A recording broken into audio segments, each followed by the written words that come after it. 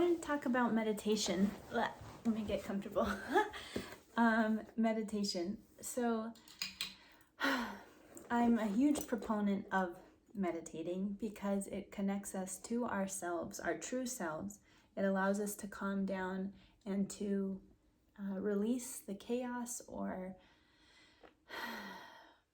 the stories or the chatter that is going to be happening if we don't actively do something to release that or calm it.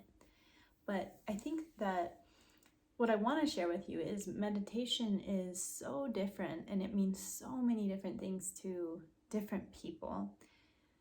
And when someone's starting out meditating or they've never meditated before, I think there can be a lot of pressure. I've heard of people so many times who feel that it stresses them out, feel that it's very difficult to do, it seems unattainable.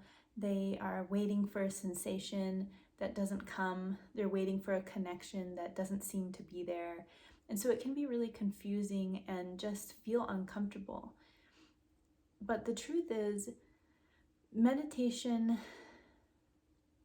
should be something that is doable to you where you're at. So if you have never meditated before, and the idea of sitting on a pillow in a peaceful location with candles or some kind of wind chimes turns you off or seems overwhelming or just unrealistic, you're not alone, and it's no wonder because that's not really what meditation is.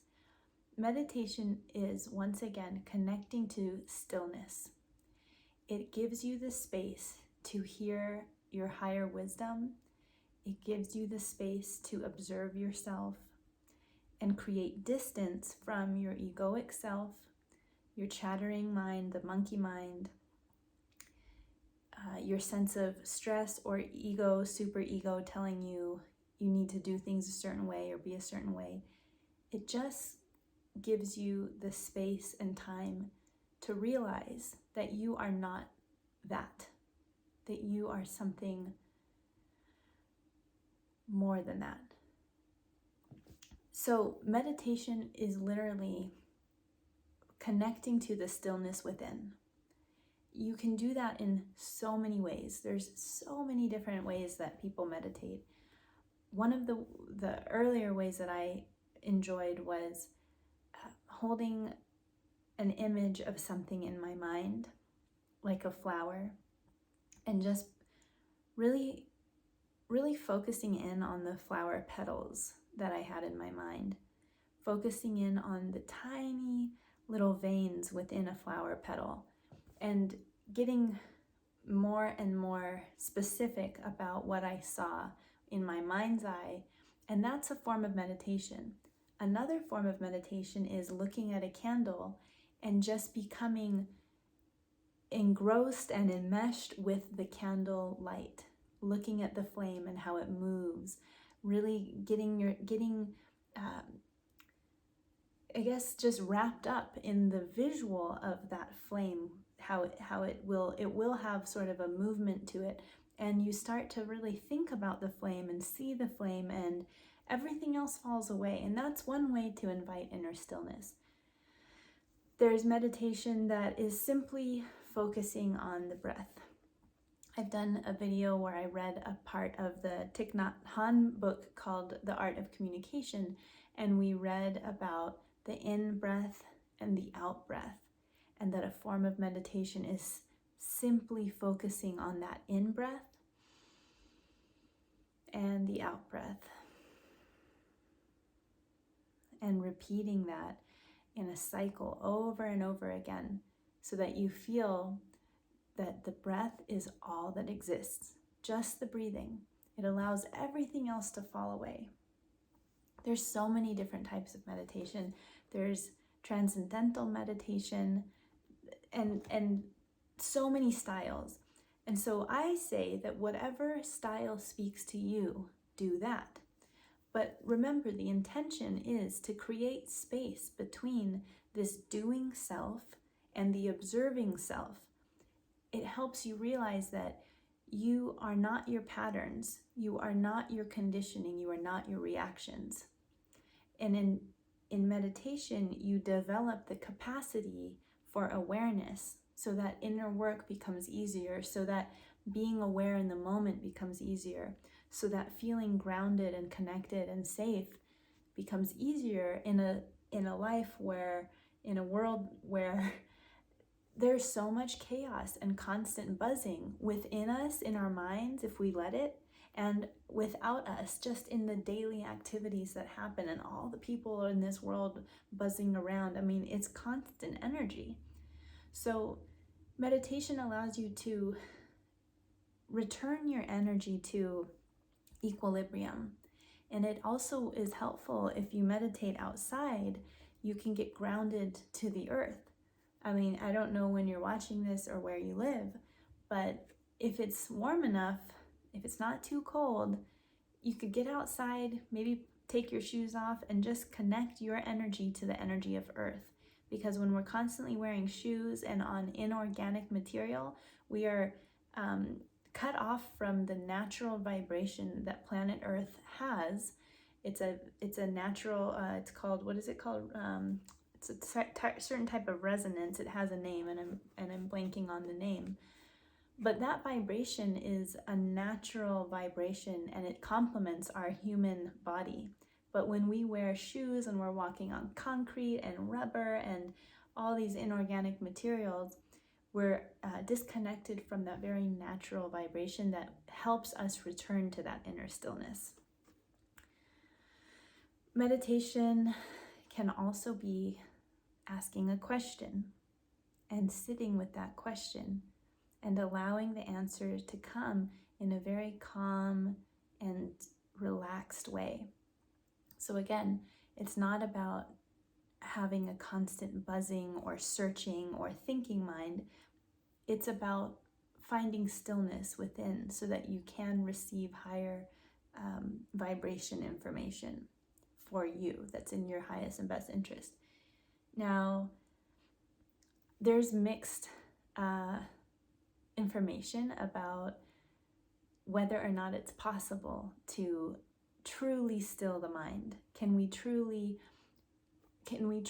push out all distractions from the mind and have one focus, or be completely clear of the mental chatter? Some people say yes, some people say no. Regardless of what you believe or what you've searched and found, when a thought comes during meditation that feels like a distraction, it's very important to not judge yourself for the thought, to not feel like you're doing meditation wrong.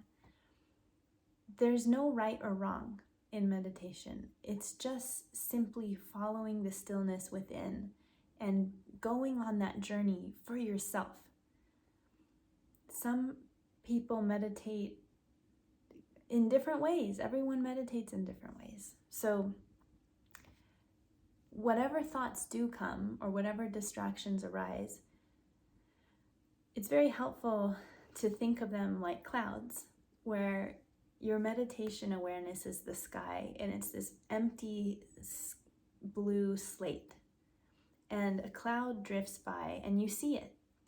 And instead of getting caught up in the cloud, the thought that comes across your awareness, you simply see the cloud for what it is. Oh, that's a cloud. Oh, that's a thought about blah, blah, blah, blah, blah. And then let it float by. Just let it go. There's no judgment about, doing it wrong. I can't believe I keep thinking about this. It keeps coming back. Or, okay, I'm going to be really forceful now and make myself empty my mind. That's not what we want. Just allow the thought to come and let it go. It's not saying anything negative about you.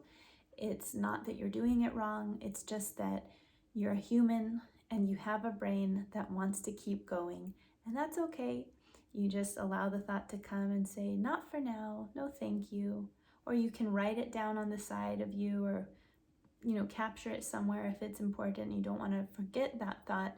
But then return to the sky, return to the focus and the intention that you set for your meditation. Now, another thing is people think their meditation needs to be long, like 10 minutes at least.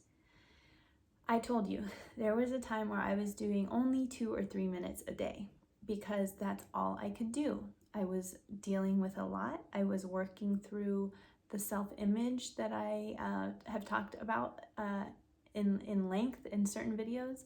And in the morning, I would make my bed, sit on the bed, view my solid self-image protocol that I developed, and I would look at it in my phone, and then I would close my eyes and I would visualize for 2 to 3 minutes. Now, visualization can be a form of meditation. You don't have to hold yourself to rigid standards or rigid ideas about what meditation is, because we want to think about what's the outcome for meditation. The outcome is to improve your quality of life by connecting you to stillness or connecting you to a intention or idea that is supportive to you on your path, on your inner growth, in your self-awareness. So whatever means will do that in some kind of meditation form is okay, is good. So in those days, I was visualizing, and that was my meditation. I've talked more about solid self-image in other videos, so you'll have to just find those if you're interested in what I'm talking about. But 2 minutes might be all that you need right now. Do you want to do more? Yes, that's great. If you can get to a place where you can sit for 10 minutes and explore and experience meditation for yourself, that's an amazing practice that should be in everyone's life, some form of meditation, right? But we're not all on the same path. We're not all in the same place. And even for me, now that I've been meditating for years, there are phases that I go through where I have to return to only 5 or 10 minutes. And then other times in just based on where I am, I might meditate for 40 minutes and the time flies by. So it really is going to be a journey. There's ups and downs, there's different phases. The point is, meet yourself where you are and meditate, because it's an act of self-love. It's an act of, I see how this helps me be a better human. It helps me calm my system. It helps me connect to a higher power. It helps me connect to my guides or higher wisdom.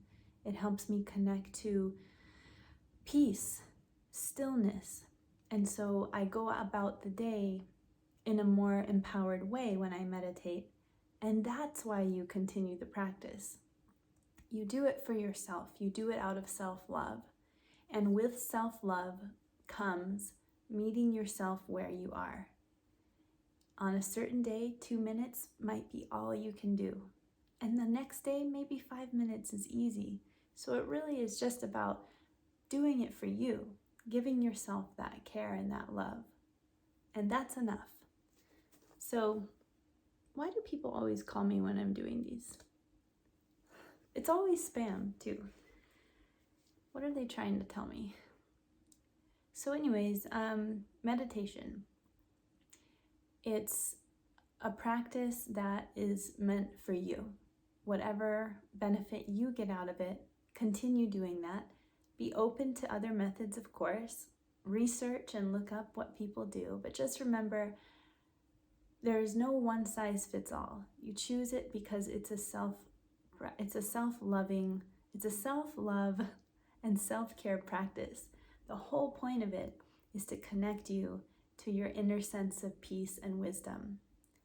So the outcome is what matters more than the process or the how. The what is what matters. It's what I'm doing is giving myself this sense of peace and connection and developing the capacity to see myself as an observer. That way I can guide myself with more wisdom rather than be in reaction. So that's the what.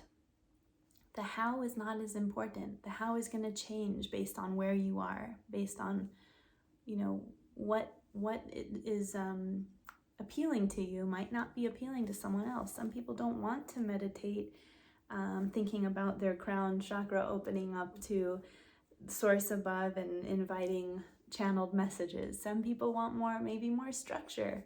Some people might really like the idea of picturing the flower in their head and focusing on the petals. Some people might enjoy guided meditations. I have plenty of those on my channel, by the way. If you go to the other playlist, plenty of guided meditations that I've assigned to my clients that are not from me, and also guided meditations that I've recorded myself for you to use. Some people love the idea of guided meditations and others don't. I haven't used a lot of guided meditations in my life. There's been times where I have, but it's just not as appealing to me as me going into my meditation as a personal journey. But everyone's different. That's the point. So don't be fooled by people or articles or, whatever that tells you it has to be a certain way. I have my own recommendations, but that doesn't mean that it's an absolute. I do recommend going to the playlist with my guided meditations if you're interested.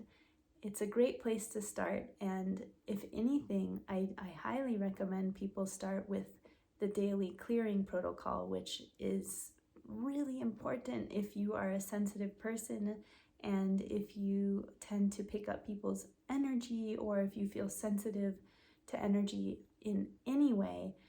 The daily clearing is really crucial for people like that, as well as people who don't have a sense of themselves, who maybe are a little dependent on others, or can easily get taken away from what they feel, what they need, because they're constantly doing or thinking about others or feeling other people's emotions or needs.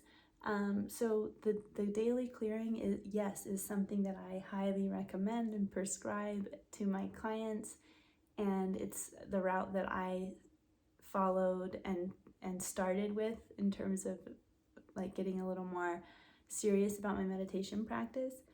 But again, everyone's different. You have to do what speaks to you.